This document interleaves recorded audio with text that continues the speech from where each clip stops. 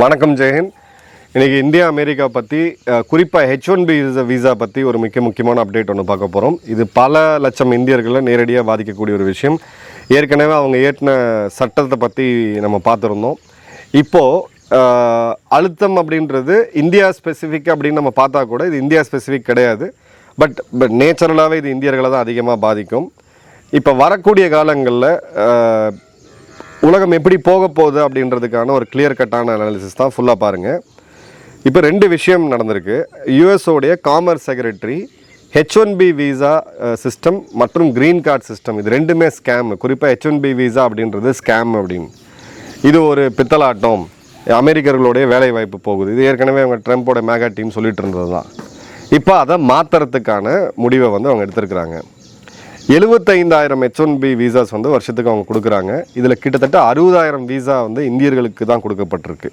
So இதை கம்ப்ளீட்டாக H1B விசானாலே India அப்படின்னா நம்ம எடுத்துக்கலாம். சைனாவுக்கு வெறும் 13% தான் அதில் ஸ்டேக்ஸ் இருக்குது.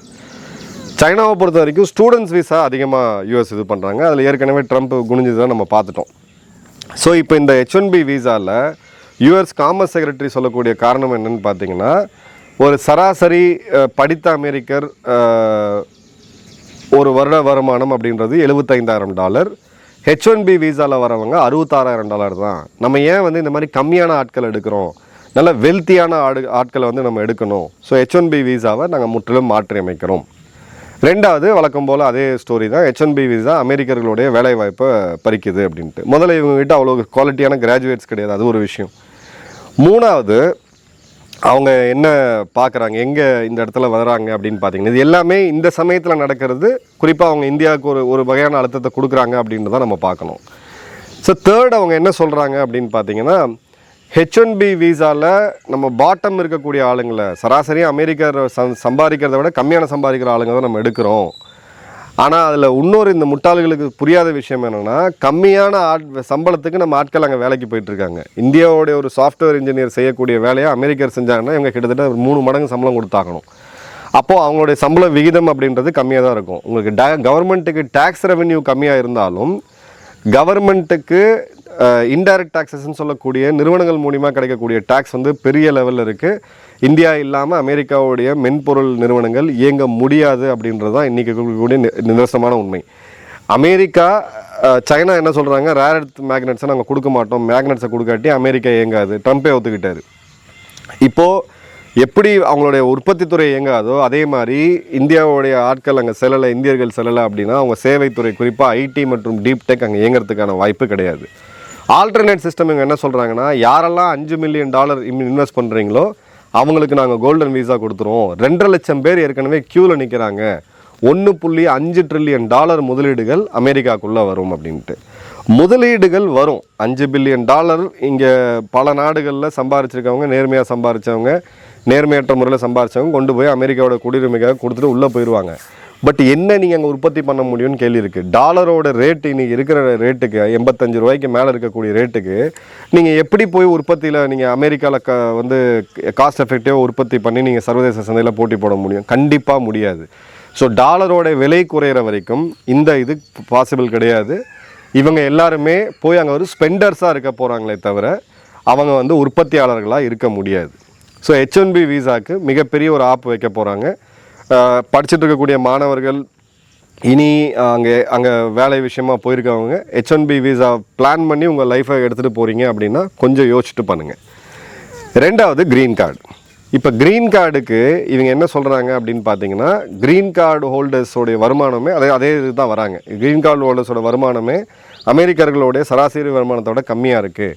க்ரீன் கார்டை நம்ம அபாலிஷ் பண்ணணும். ஏற்கனவே கொடுத்த க்ரீன் கார்டை இவங்க கேன்சல் பண்ணுவாங்களா அப்படின்னா அவங்க சட்டத்தில் அதுக்குமே இடம் இருக்குது. நிறையா நம்ம கமெண்ட்ஸ் பார்த்துருந்தேன், ரெட்ரோஸ்பெக்டிவாக பண்ண முடியாது, அவங்க கோர்ட்டுகள் ஒத்துக்க மாட்டாங்க அப்படின்னு சொல்லிட்டு. பட் அவங்களுடைய பிரசிடென்ஷியல் இதுக்கு எமர்ஜென்சி பவர்ஸ் நிறையா கொடுத்துருக்குறாங்க. இந்தியாவுக்கு எதிராக அவர் பண்ணதே பார்த்தீங்கன்னா 1970களில் கொடுத்த எமர்ஜென்சி பவர்ஸ் தான். ஸோ நிச்சயமாக அவங்களால பண்ண முடியும். ரெண்டாவது, ட்ரம்ப்புக்கு கீழே தான் இந்த எக்ஸ்டர்னல் அஃபேர்ஸ் மினிஸ்ட்ரியாக இருக்கட்டும், மார்க்கோ ரூபியோ கீழே இருக்கக்கூடிய எல்லா தூதரங்களுமே இயங்குது. ஸோ அவங்களால என்ன முட்டுக்கட்டை வேணாலும் போட முடியும்.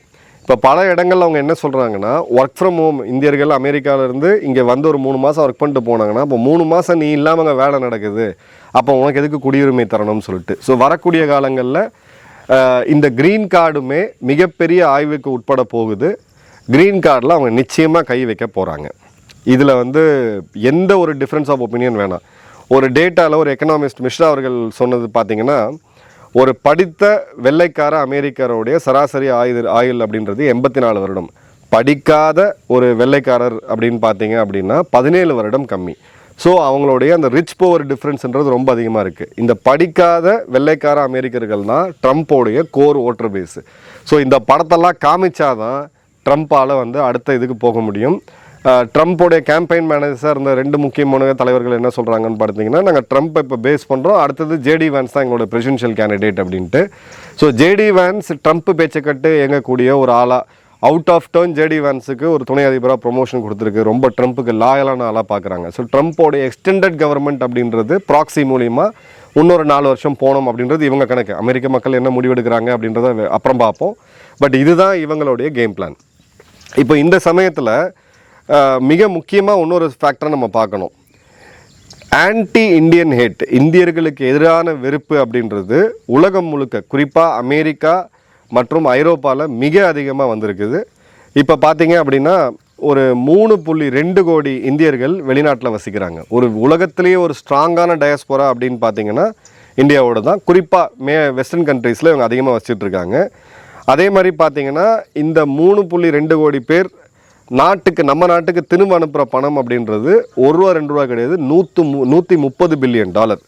ஸோ அந்த அளவுக்கு அங்கே இருக்க இவங்க போய் குடியேறின நாட்டுக்கும் சரி இந்தியாவுக்குமே ஒரு மிகப்பெரிய கான்ட்ரிபியூட்டராக இவங்க இருக்காங்க. இப்போது ஏன் இந்த வெறுப்பு இங்கே ரொம்ப முக்கியம் அப்படின்னு பார்த்தீங்கன்னா,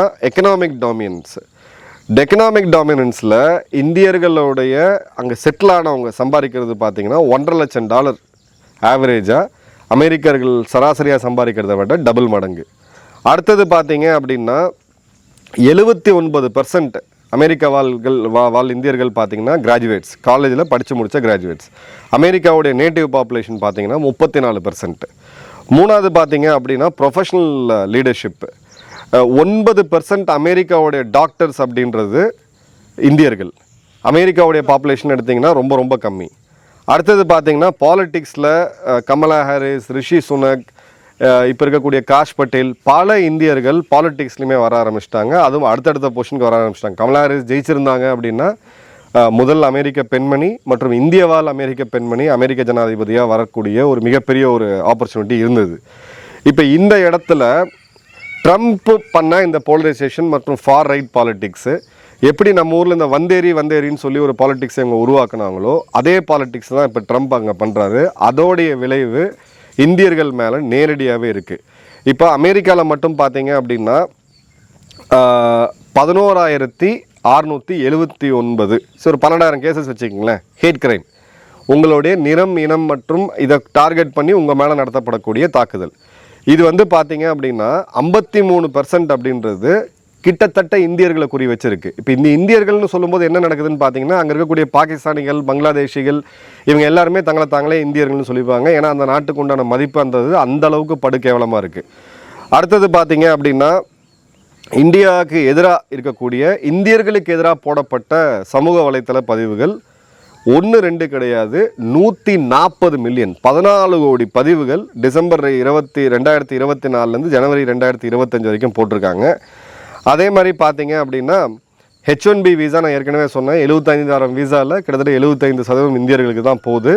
இதை வந்து அவங்க ஜாப் தெஃப்ட், வேலை திருடர்கள் இந்தியர்கள் அப்படின்ற ஒரு நெரேட்டிவை கொண்டு போகிறாங்க. அதே மாதிரி கனடா பார்த்தீங்க அப்படின்னா ஆன்டி சவுத் ஏஷியன் கிரைம், ஏன்னா அவங்க சவுத் ஏஷியான்னு சொல்லி இந்தியா, பாகிஸ்தான், பங்களாதேஷ், இலங்கை எல்லாத்தையும் பிராக்கெட் பண்ணிவிடுவாங்க. 227% அதிகமாக இருக்குது 2019 கம்பேர் பண்ணும்போது 2023. அதே மாதிரி சமூக வலைத்தளங்களில் இந்தியர்களுக்கு எதிராக போடப்படக்கூடிய பதிவு அப்படின்றது 1350% அப்படின்றது அதிகரிச்சிருக்கு. இதில் 26,000 போஸ்ட் அப்படின்னு பார்த்தீங்கன்னா குறிப்பாக சவுத் ஏஷியன்ஸ்ன்னு சொல்லக்கூடிய நம்மளை எதிர்த்து, அதாவது பாஜின்னு சொல்கிறது, ப்ரௌனுன்னு சொல்கிறது, பிளாக்குன்னு சொல்கிறது, டர்ட்டி ஏஷியன்ஸ்ன்னு சொல்கிறது, இந்த மாதிரி இனவெறி பிடித்த கமெண்ட்ஸை வந்து நம்ம பார்க்குறோம். இப்போ யூகேல பார்த்தீங்க அப்படின்னா 2024 ஒரு மிகப்பெரிய கலவரம் நடந்துச்சு. அங்கே இருக்கக்கூடிய ஒயிட்ஸுக்கும் அவங்க வெளியிலேருந்து வந்தவங்களுக்கும். இதில் 378 பேர் அரெஸ்ட் ஆனாங்க. இதில் ஆன்டி இமிக்ரெண்ட் கிராஸ் ஃபயரில் மாட்டினது இந்தியா தான். யூகேல இருக்கக்கூடிய இந்தியர்கள் எல்லாமே டேக்ஸ் பே பண்ணி அவங்களோட பிஎஃப்ல ஆரம்பித்து அவங்களோட பேங்கிங்கில் மிகப்பெரிய லெவலில் கான்ட்ரிபியூட் பண்ணக்கூடியவங்க. மிடில் ஈஸ்ட்லேருந்து வந்தவங்களுக்கும் அங்கே இங்கே நடந்த சண்டையில் நம்ம ஆளுங்க வந்து மாட்டினதை நம்ம பார்த்தோம். அதே மாதிரி பார்த்திங்கன்னா அயர்லாண்டில் இப்போ அடுத்தடுத்த க்ரைம்ஸ் நம்ம பார்த்துக்கிட்டே இருக்கிறோம். குறிப்பிட்ட சில பகுதிகளில் இந்தியர்கள் ட்ராவல் பண்ண வேணாம் அப்படின்ற அளவுக்கு வந்தது. அதே மாதிரி கத்தியால் குத்துறது இந்தியர்களை, ரேசிஸ்ட் அப்யூஸு, அசிங்கமாக பேசுகிறது நிறத்தை வச்சு இனத்தை வச்சு, அதே மாதிரி அடிக்கிறது, கோ பேக் டு இந்தியான்னு சொல்கிறது. ஒரு 6 வயது குழந்தைய வந்து அயர்லாண்டில் பார்த்திங்கன்னா கோ பேக் டு இந்தியான்னு சொல்லி அளவுக்கு மோசமான நிலைமையை நம்ம பார்த்தோம். ஸோ இதில் குறிப்பாக பார்த்தீங்க அப்படின்னா கனடாவில் டயகலான் மூமெண்ட் அப்படின்றது ஒன்று இருக்குது. அவங்களுடைய ஒரு முன்னாள் ராணுவ அதிகாரி ஜெர்மி இது பண்ணது, இவங்க தான் இதை அதிகமாக லான்ச் பண்ணுறாங்க, they have to go back அப்படின்னு சொல்லிட்டு. அதன் பிறகு பார்த்தீங்க அப்படின்னா கிரேட் ரீப்ளேஸ்மெண்ட் தியரி அப்படின்றது, கிரேட் ரீப்ளேஸ்மெண்ட் தியரின்றது ஒரு இனத்தை முழுவதும் கார்னர் பண்ணி இல்லை அழிச்சிட்டோ இல்லை அந்த இனத்தை வச்சுக்கிட்டே இன்னொருத்தவங்களை கொண்டு போய் டாமினேட் பண்ணுறது, டெமோகிராஃபிக் சேஞ்சுன்னு நம்ம சொல்லுவோம். அதை வந்து நம்ம பண்ணுறாங்க, அமெரிக்காவை வந்து காலனைஸ் பண்ணுறாங்க அப்படின்ட்டு. அதே மாதிரி ஒயிட் சுப்ரீமசி தியரி, இன்றைக்கி யூகேல இங்கிலாண்டோடைய கொடியை அங்கே இருக்கக்கூடிய நேஷ்னலிஸ்ட் தங்களோட நாட்டை பெருமையாக நினைக்கக்கூடியவங்க ஏற்றுறாங்கன்னு சொல்லி ஒரு நிகழ்வு வந்துச்சு. அதுக்கு எதிரான சில கருத்துக்கள் வந்தாலும் எலான் மஸ்க் ட்விட்டரில் அந்த பதிவை போடுறாரு. ஸோ இந்த ஒயிட் சுப்ரீமசி அப்படின்றதுமே இந்த இடத்துல மிகப்பெரிய ஒரு கான்ட்ரிபியூஷன் வந்து கொடுக்குது. ஸோ H1B வீசாவை எக்ஸ்ப்ளாய்ட் பண்ணுறாங்க. சில முட்டாள்கள் கண்டிப்பாக செய்கிறாங்க, ஒரு நாட்டோடைய சட்டத்திட்டத்தை அந்த லூப்போல பயன்படுத்தி எக்ஸ்ப்ளாய்ட் பண்ணக்கூடிய வேலையை. அதுக்கப்புறம் அங்கே போய் கல்யாணம் பண்ணிக்கிட்டு அவசர அவசரமாக இது பண்ணுறது, இந்த மாதிரி நிறையா விஷயத்தை செஞ்சுட்டு தான் இருக்காங்க. பட் அது ஒரு சிறு பர்சன் தான்.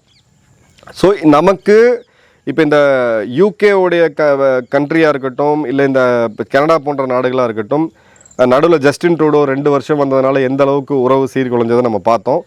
இப்போது ஒரு நல்ல விஷயம் கனடாவில் நடந்திருக்கு, அவங்களுடைய பிரதமர் வந்த பிறகு. ஒரு உதாரணத்துக்கு ஒரு எக்ஸாம்பிள் சொல்கிறேன். இப்போ கனடாவில் ஒரு கேஸ் நடந்துச்சு, அதில் அசைலம் ரெஃப்யூஜி எங்களுக்கு வந்து அடைக்கலம் கொடுக்கணும்னு சொல்லி ஒருத்தங்க அப்ளை பண்ணுறாங்க. அந்த ஃபேமிலி இந்தியாவிலேருந்து போகுது, பஞ்சாப்லேருந்து.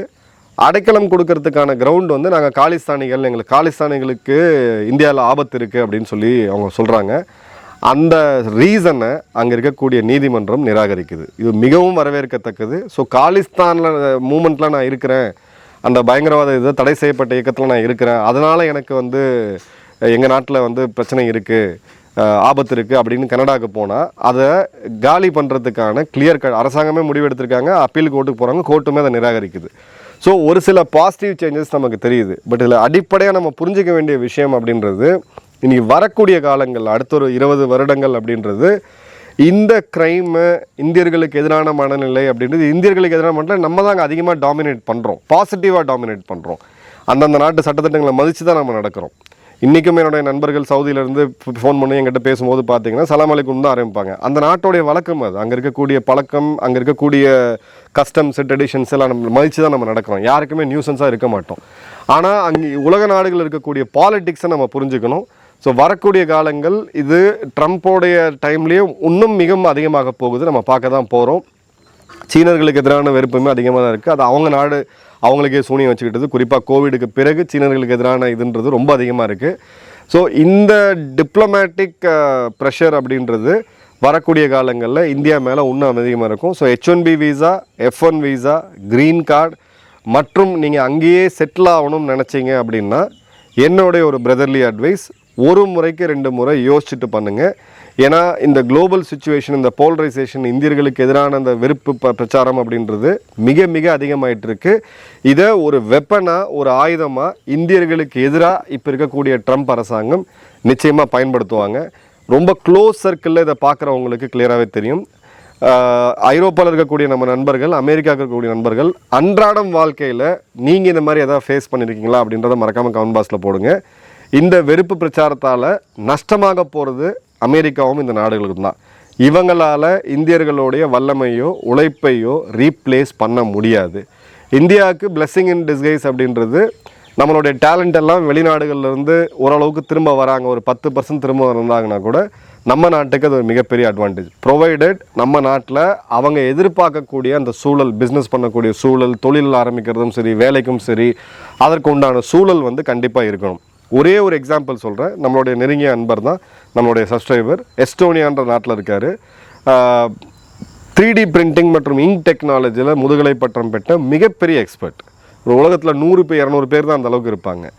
அவர் திரும்ப வந்து இந்தியாவில் ஒரு ஐஐடியில் ஒரு ப்ராஜெக்ட் எடுத்து நம்ம நாட்டிலே 3D பிரிண்டிங் ஒரு மிகப்பெரிய தொழிலாக கொண்டு வரலாம் அப்படின்னு ஒரு முனைப்பு எடுக்கும்போது அவர் வந்து அந்த ஐஐடியில் அவர் வந்து என்கரேஜும் பண்ணலை. இந்திய அரசாங்கத்தில் பெரிய லெவலுக்கு அவருக்கு ஒரு என்கரேஜ்மெண்ட்டுமே இல்லை.